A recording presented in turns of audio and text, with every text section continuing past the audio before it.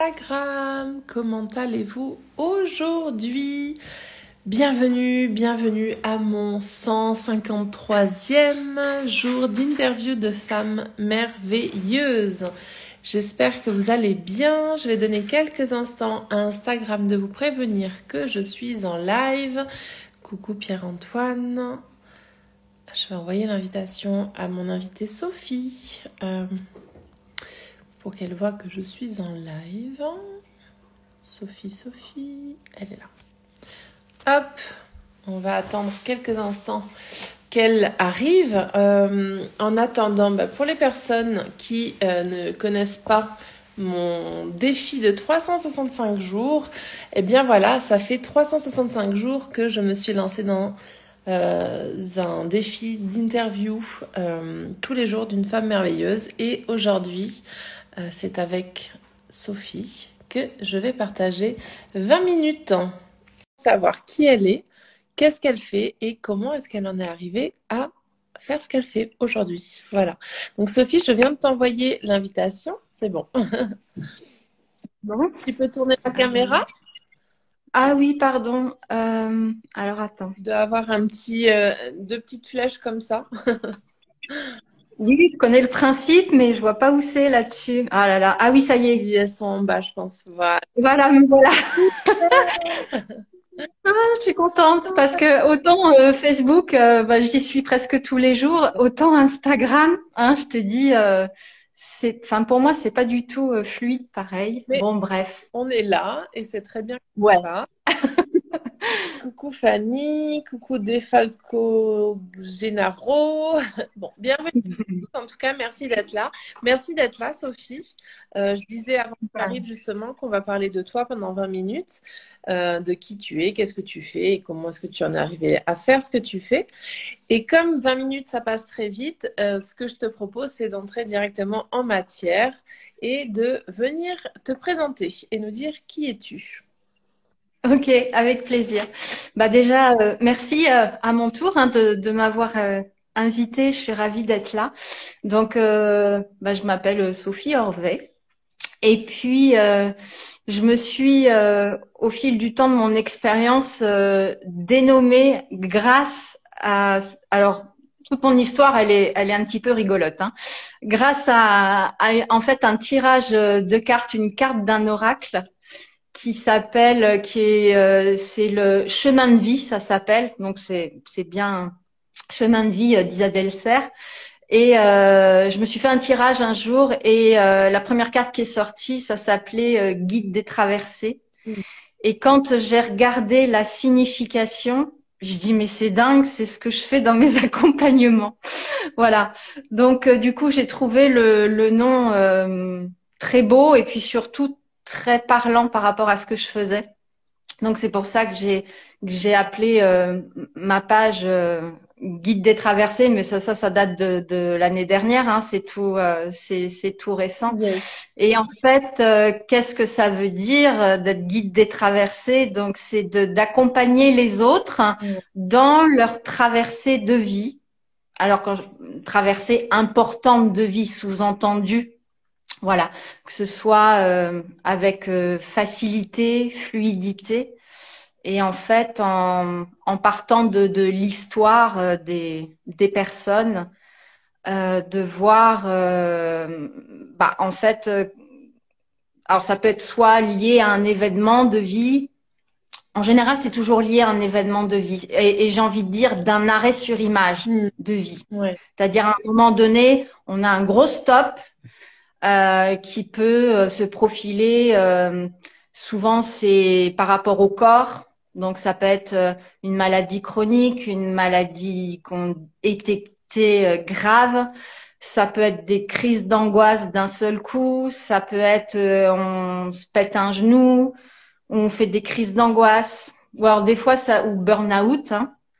Des fois, ça se dénote autrement. C'est la voiture qui tombe en panne, qu'on n'arrive pas à réparer. Il n'y a pas la pièce. Enfin bon, ça c'est plus léger, hein. Mais voilà. Donc c'est souvent des événements de vie comme ça. Donc d'aider à comprendre qu'est-ce qui vient faire là, ce truc-là. Et pourquoi? Et pourquoi moi? Et je comprends pas. Et puis alors de voir ce qu'il vient faire là, puis surtout de le transformer. Ok. Donc moi, ma devise, c'est devenu transformer son à cause d'eux en grâce à. Mhm. J'adore, Voilà. j'adore, Ouais. j'adore. J'ai trouvé ça chouette. Et puis en plus, c'est ce que j'ai dû faire moi dans mon parcours de vie. Alors là, complètement personnel. Et puis donc d'aider à comprendre, donc à faire des passages comme ça quand ça bloque. Alors ça peut être sur un état émotionnel, sur un mode de fonctionnement, pas forcément qui bloque et qui nous empêche d'avancer dans la vie.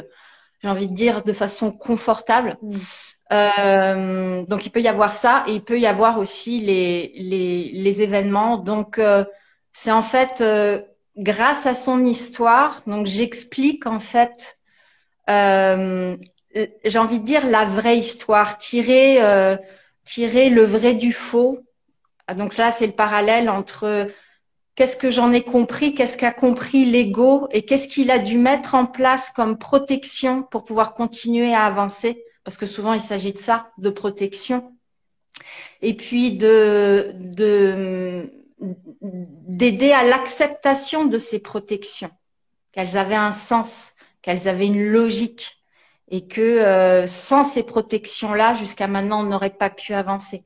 Donc déjà d'arriver vers une compréhension pour arriver à l'acceptation et puis pour arriver surtout à la libération. Mm. Et puis une fois qu'on est là, au fil du temps, j'ai appris aussi à enseigner. Bon, et puis alors maintenant, qu'est-ce qu'on fait? Parce qu'on va pas rester là, c'est dommage.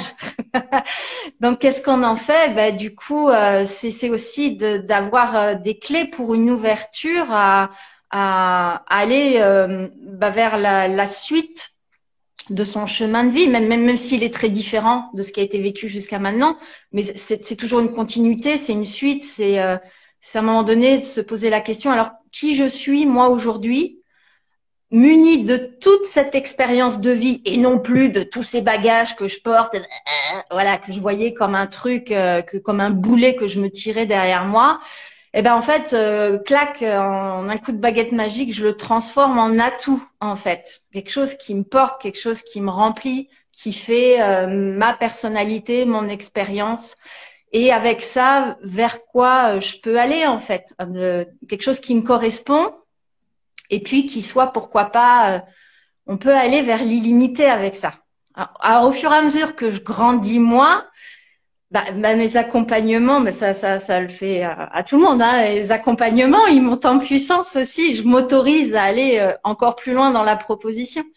Et, euh, et ça m'anime beaucoup. Je trouve ça très chouette. Ouais.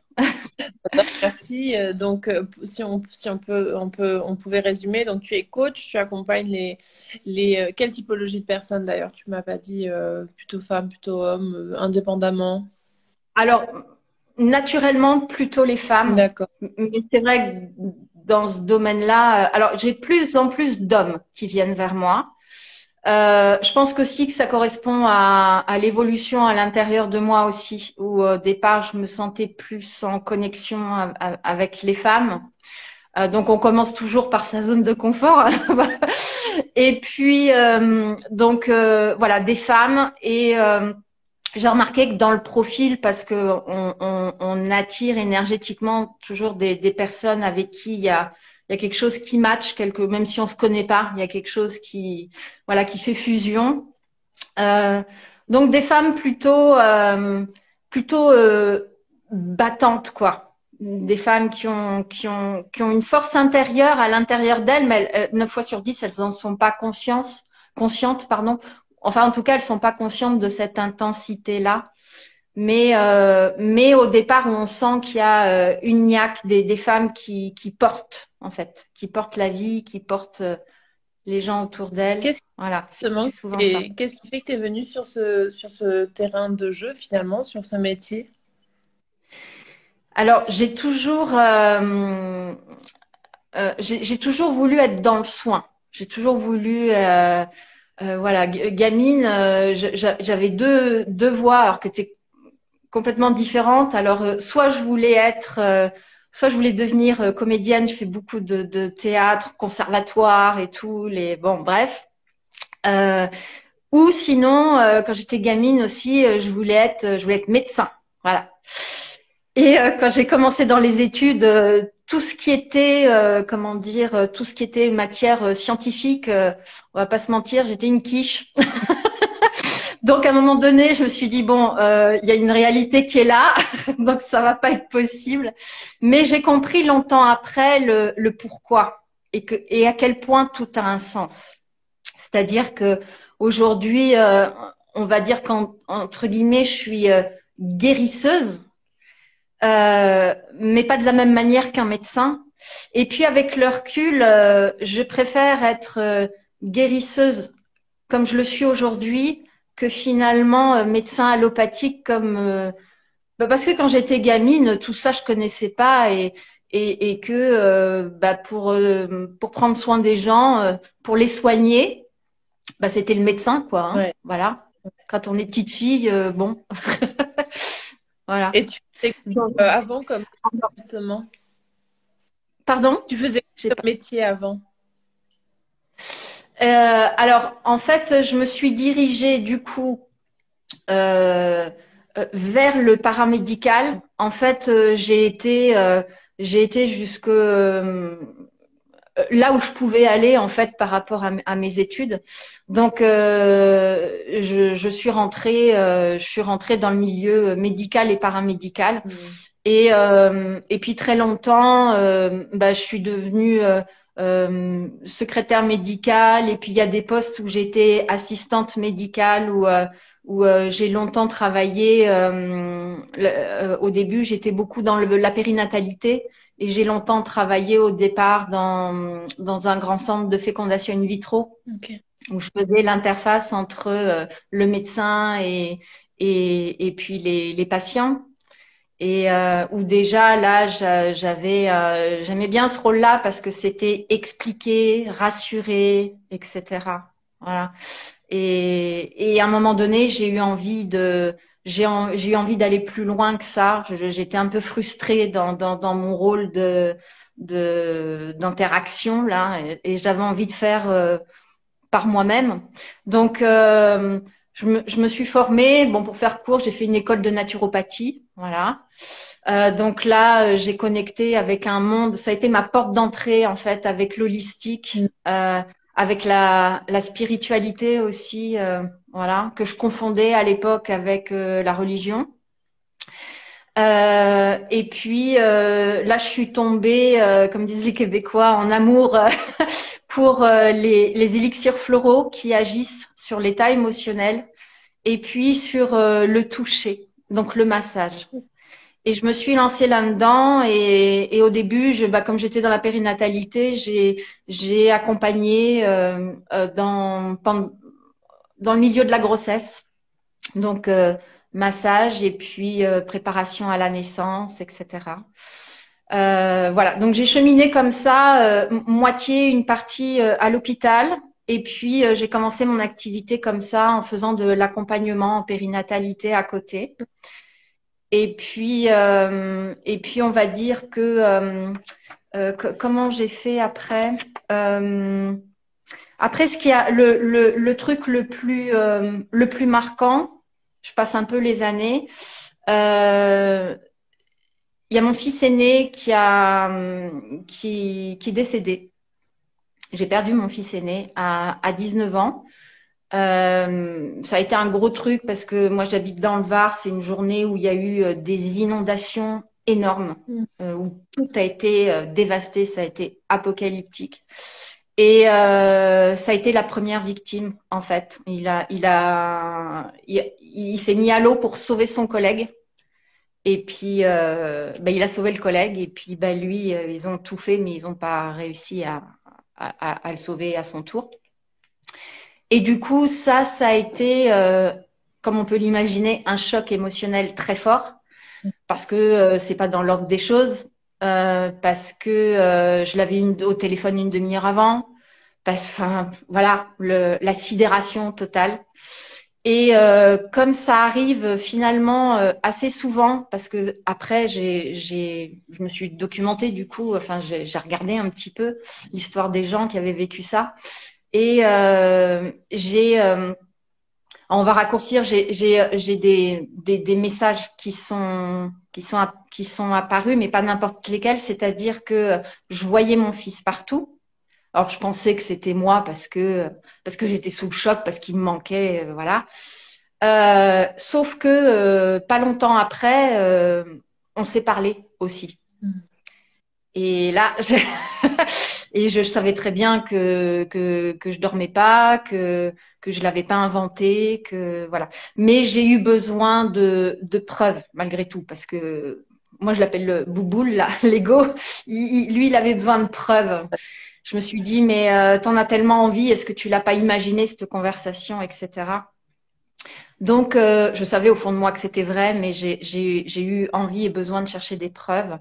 Donc déjà, ça m'a beaucoup aidé moi déjà, qu'il soit là et d'avoir la chance d'avoir ce lien avec lui après, d'avoir la preuve que le lien n'est pas coupé, qu'il y a autre chose. Et puis là, du coup, ça m'a ça m'a aidé à aller vers la résilience parce qu'à un moment donné, euh, bah il y a un choix qui se met en place. C'est soit on passe le reste de sa vie au fond du trou en dépression parce qu'on s'en remet pas, ou soit on choisit la vie justement. Donc moi à l'époque, je venais d'avoir 40 ans. Je me suis dit, passer les 50 prochaines années à peu près, on n'en sait rien, au fond du trou, c'est beaucoup trop long. C'est même pas du courage, c'est beaucoup trop long. Après, me fiche en l'air, bah, malgré la situation, d'une, j'avais pas le courage et d'autre, j'avais pas envie. Puis j'avais quand même ma fille aussi qui était là, enfin bon bref. Puis j'en avais pas envie, clairement. Donc du coup, je me suis dit, ben, va falloir aller de l'avant avec ça, mais pas faire semblant. Je dis, moi, si je vais vers cette voie-là, c'est réellement, complètement. Donc, continuer à vivre et apprendre à vivre avec ça. Donc, c'est ça qui m'a aidé à aller vers vraiment une complète résilience de ça. Et ensuite, c'est ce qui a fait mon événement à moi. Et je l'ai transformé en grâce à, parce que j'ai compris ensuite que,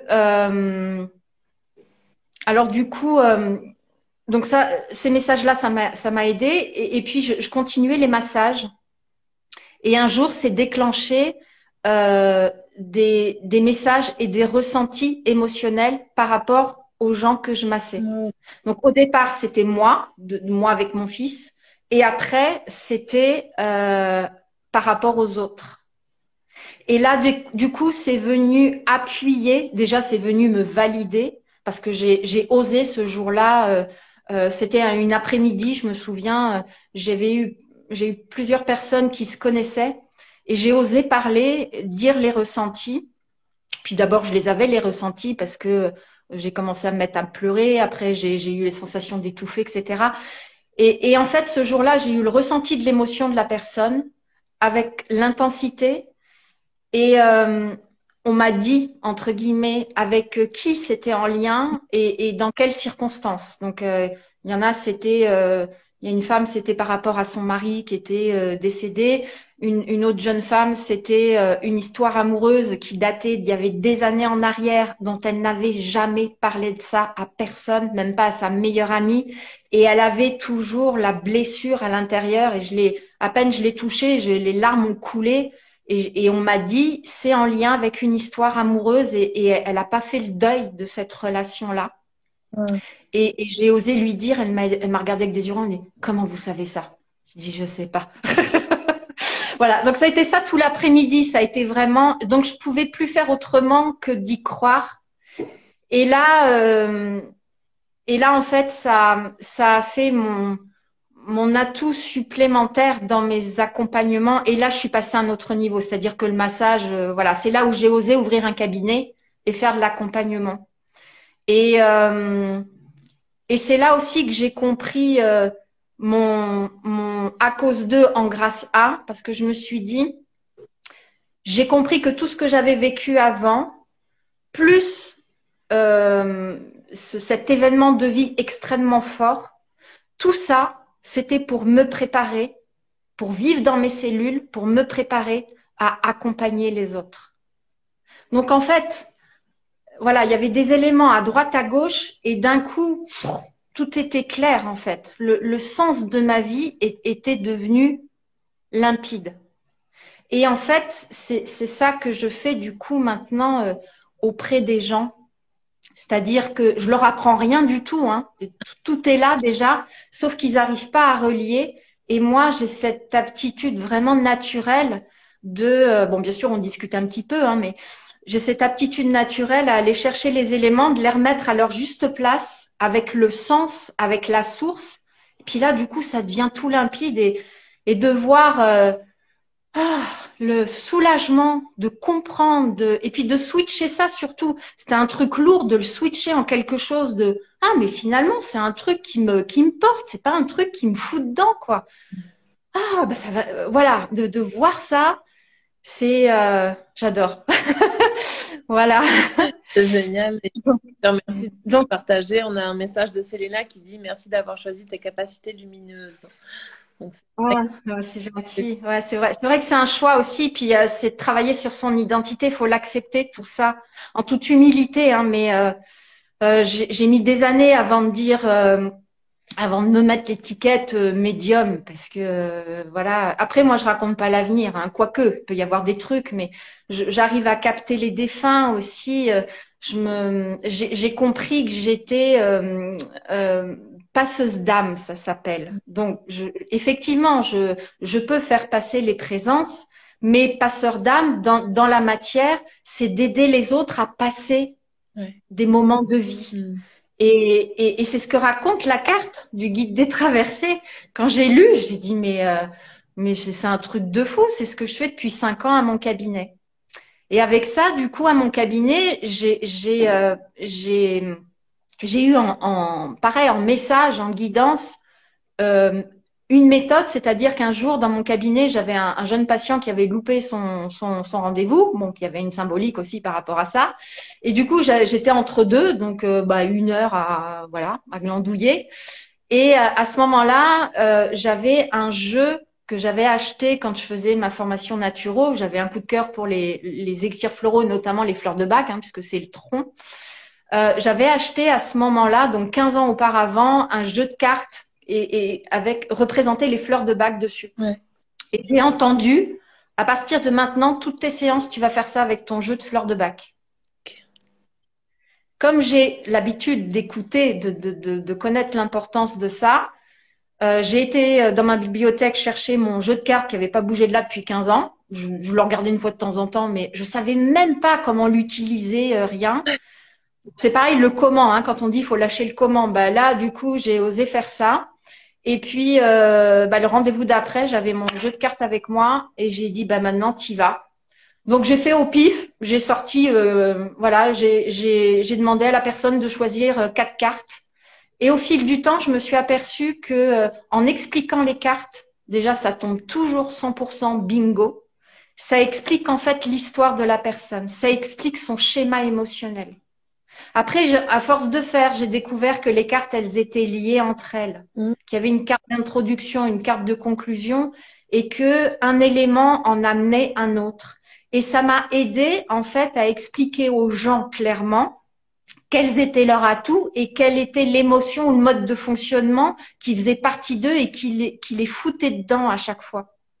Et en expliquant, je pouvais leur expliquer non seulement leur histoire, mais la vraie, pas celle traduite, et de pouvoir mettre en avant tous leurs atouts, tout ce à quoi ils devaient faire attention, et toutes les choses qui étaient un atout, mais comme c'était pas, il n'y avait pas de contrôle, c'était pas harmonisé, ça finissait par se transformer en quelque chose qui leur foutait dedans. Par exemple, j'ai beaucoup de leaders qui viennent me voir. Un leader, moi je leur dis, pour moi c'est un atout majeur d'être leader dans la vie. C'est génial, il en faut des leaders. Je dis, mais si c'est un cheval, c'est un pur sang, un leader. Si le cheval il est pas à minima dompté, il va au triple galop et puis il bouffe son énergie, quoi. À un moment donné, il va au mur, il va au burn-out, il va, voilà. Et puis, il n'a pas le temps de voir le paysage, il n'a pas le temps de s'occuper de ceux qui suivent. Donc, il finit par être despote plutôt que d'inspirer. Donc, tout ça, ça finit par se jouer contre lui, alors qu'à la base, c'est sa magie à lui ou à elle. Donc, j'explique tout ça. Et du coup, ah, mais c'est en eux déjà. Simplement, je l'explique. Et ils repartent avec ça. C'est génial. Voilà. En tout cas, merci beaucoup, Sophie. On a un petit peu dépassé le temps. Oh, je suis désolée. Moi, après, on m'arrête plus. Hein. Je suis désolée. Et j'ai pas voulu te couper avant parce que je trouvais ça très intéressant, donc t'inquiète pas. Bon, merci. Juste pour finir, du coup, alors je posterai la vidéo sur mon Instagram, donc tu pourras venir mettre en commentaire tes coordonnées, ce que tu veux pour que les personnes puissent connecter à ton énergie. Ça, c'est la Ouais. chose. Et en dernière question, j'aime bien vous demander quelles ont été trois personnes qui t'ont inspiré dans ta vie à devenir la femme que tu es aujourd'hui. Waouh. Et pendant que je réfléchis, je lis juste le commentaire de Selena qui dit: Je kiffe l'exemple du leader. Ouais, c'est vrai qu'il était très, très imagé. Ouais, bah, je parle beaucoup en images, moi. C'est beaucoup en images avec beaucoup d'humour. C'est plus léger et ça fonctionne très bien, on retient bien. Euh, alors, spontanément comme ça, oui, bah après, il y a des grandes femmes comme, je sais pas, Mère Teresa ou des choses comme ça, mais plus proche de moi, euh, il y a dans les accompagnantes, là, il y a la transformation de Sophie Chag. Voilà, que je suis depuis 2 ans. Je viens de terminer son conteneur annuel là, et c'est vrai que sa progression, sa transformation, j'ai trouvé ça assez extraordinaire. Après, au-dessus du coup, par elle, j'ai découvert Mélanie Anne-Layer. Alors là, moi, ça me dépasse. C'est bon, je vois que c'est possible, hein, mais alors là, voilà, moi, je suis perdue. Là, ça me dépasse. Et puis, actuellement, euh, voilà, je suis accompagnée par une autre femme qui est Nikki Doual, qui m'a inspirée, avec qui j'ai connecté. Et j'aime bien connecter avec des personnes où on sent toute la puissance et toute la fragilité à la fois. Ouais. Ça m'inspire beaucoup, ça. Eh Voilà, ben, c'est ce qui me vient, voilà, dans les personnes, on va dire, actuelles. ouais, je te remercie. Écoute, je suis désolée, il y a mon chien qui est en train de manger le câble de l'ordinateur. Ah oui, Si je me baisse, c'est parce que j'essaie de le rattraper parce qu'il va prendre le jus, surtout que le câble est connecté. Donc, ah oui, oui. c'est le truc. Bon. Tu pourras venir mettre aussi en commentaire bah, les personnes que tu nous as citées. Ça peut être sympa aussi pour ceux qui les connaissent pas. Ouais, ouais. Et voilà, je te remercie infiniment en tout cas de ton temps, de ton partage. Bah, merci, merci à toi surtout. C'est un vrai plaisir. Et ben, plaisir partagé. Et pour tous ceux qui regarderont en replay et qui veulent plus d'infos sur Sophie, n'hésitez pas à lui écrire en message privé. Elle vous répondra avec, je pense, grand plaisir. Hein. Oui, bien sûr, bien sûr. Ouais. En tout cas, je vous souhaite une belle après-midi à tous. Et puis, bah, pour ma part, Bon à demain. après-midi. Je vous embrasse et merci. Ciao.